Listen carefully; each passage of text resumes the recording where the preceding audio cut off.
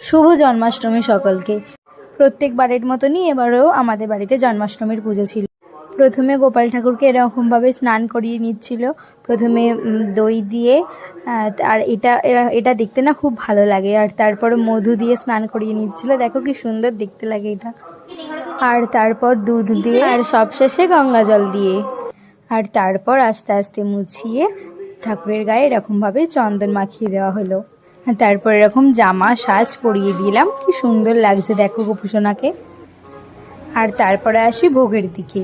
এবারে ভোগের মধ্যে ছিল আনন্দ নাড়ু, তিলের নাড়ু, তালের বড়া, Cadbury biscuit, chips, cold drinks, cake, ননি, মাখন, ড্রাই ফ্রুটসের মধ্যে 5 রকম ছিল, মালপো, 8 কড়াই ছিল এখানে, লুচি, আলু ভাজা, পটল ভাজা, বেগুন ভাজা, আর তারপর আরতি।